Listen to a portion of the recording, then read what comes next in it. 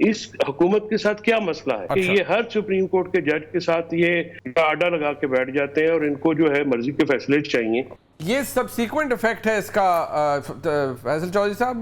कानून तो बहरहाल तरमीम उसमें हो चुकी है। जो हमारे सामने हालात हैं, इलेक्शन कमीशन ने अब ये पूछ लिया है सुप्रीम कोर्ट से कि जी हमें बताएं कि हम पार्लियामान के मंजूर शुदा कानून की रोशनी में किस पर कमीशन अमल करे।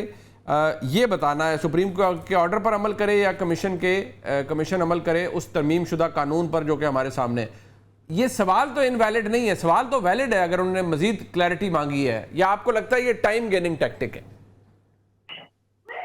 नहीं, डेफिनेटली ये टाइम गेनिंग टैक्टिक्स है। इसकी वजह ये है, कॉन्स्टिट्यूशन में जो सुप्रीम कोर्ट के जजमेंट्स हैं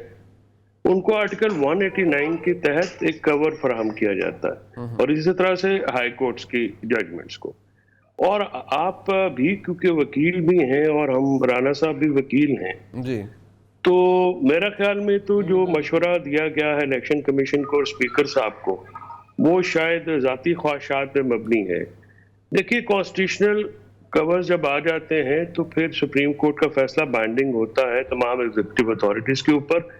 और पार्लियामेंट में स्पीकर साहब भी जो है वो कस्टोडियन ऑफ द हाउस जरूर है, लेकिन वो जो अजहर सदीक केस में जी सुप्रीम कोर्ट के एक लार्जर बेंच ने यूसर जगरानी साहब के केस में ये डिसाइड कर दिया है कि स्पीकर की रूलिंग को प्रेसिडेंस हासिल नहीं है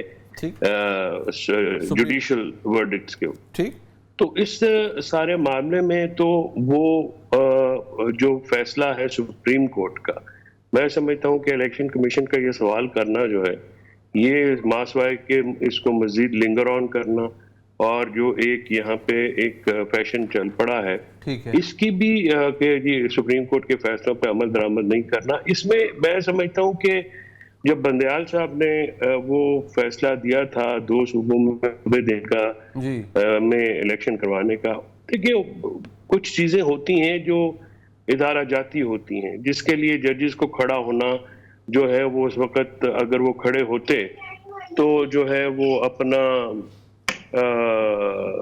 आज जो है ये सूरत हाल जो है वो ना अपना देखनी पड़ती। मुझे तो ये नहीं समझ में आता कि इस हुकूमत को बंदयाल साहब के साथ, एजाजुल हसन साहब के साथ, फिर नकवी साहब के साथ, फिर अभी मुनीब साहब के साथ, तो अभी मंसूर अली शाह साहब के साथ और आने वाले 3, इस हुकूमत के साथ क्या मसला है कि ये हर सुप्रीम कोर्ट के जज के साथ ये आडा लगा के बैठ जाते हैं और इनको जो है मर्जी के फैसले चाहिए। इस तरह से तो नहीं होता। अगर इनको नहीं पसंद है, ठीक है, फैसले आर्टिकल 63A की जो इंटरप्रिटेशन है, बहुत सारे लोग, मेरे जो दोस्त हैं वो भी समझते हैं कि वो ठीक नहीं है। मैं उसमें ये समझता हूँ कि उसमें डिफरेंशिएट किया गया है पार्टी और इंडिविजुअल वोट में, बिल्कुल ठीक लेकिन ये जो अमेंडमेंट लाई गई थी 63A में, ये नवाज शरीफ साहब और बेनजीर बिल्कुल वो लेकर आए थे, बिल्कुल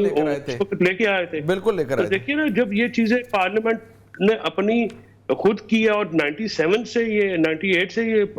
आई हुई है, कोई नई तो थोड़ी है।